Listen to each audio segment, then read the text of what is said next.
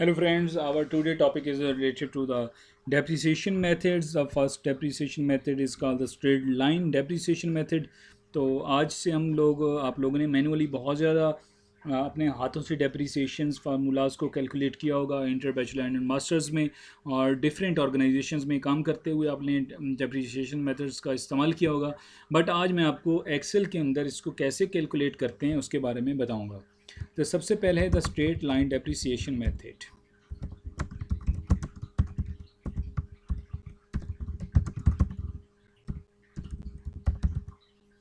ठीक है जी, straight line depreciation method basically है क्या, इसकी मैं डेफिनेशन आपको बता दूं। The asset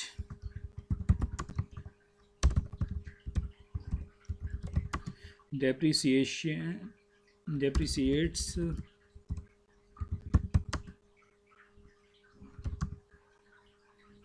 by the same amount each year of its life। ठीक हो गया जी। अब वो किस तरह से है, सबसे पहले मैं आपको बता दूं इसके अंदर कौन कौन सी चीज़ें होंगी। सबसे पहले होगी कॉस्ट। कॉस्ट क्या है? Original cost of the asset. Original cost of the asset. And second thing is the salvage value,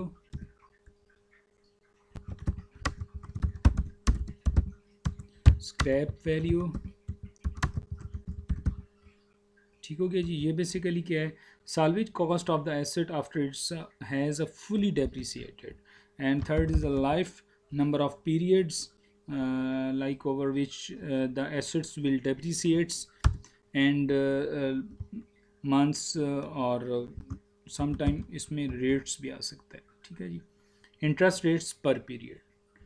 तो सबसे पहले हम लोग एक छोटी सी डेटाबेस को डिज़ाइन करते हैं ना। वो स्टार्ट एसेट नेम। ठीक हो गया जी। एसेट्स के नेम को हम लोग स्टार्ट लेते हैं।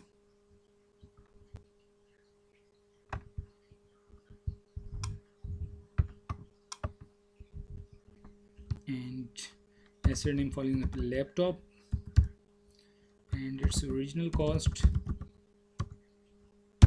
like 10,000 rupees, yeah, like $10,000, and its life number of years, its life is 10 years, and its salvage value,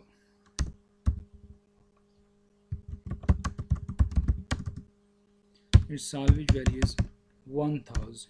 okay, तो अभी हम लोग इसको थोड़ा सा ऑर्गेनाइज्ड कर लें।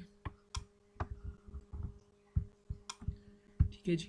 अब सबसे पहले हम लोग क्या करेंगे, इसको डिफाइन करने के लिए, कैलकुलेट करने के लिए हम लोग सिर्फ इसकी सबसे पहले ईयर्स, उसके बाद हम इसकी स्ट्रेट लाइन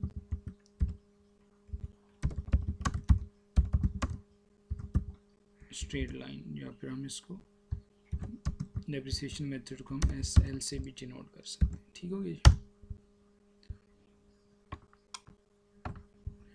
ईयर्स 10 ईयर्स हैं, तो हम लोग सबसे पहले इसका 10 ईयर्स की डेटाबेस एक छोटी सी बनाते हैं।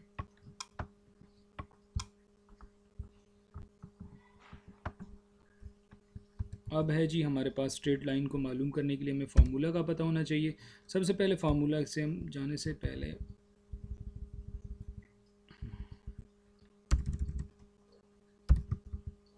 स्ट्रेट लाइन,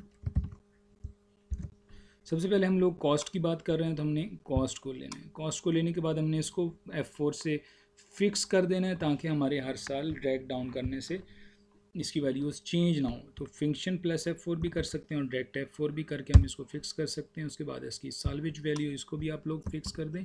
फिक्स करने के बाद हमने इसके नंबर ऑफ़ ईयर्स की बात कर रहे हैं, तो इसको भी हम लोगों ने फिक्स कर देना। फिक्स करने के बाद ब्रैकेट क्लोज एंड इंटर।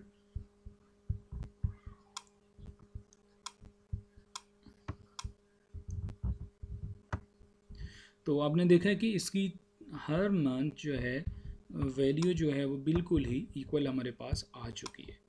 तो जैसे मैंने आपको बताया, तमाम years every years it's depreciation value is equally.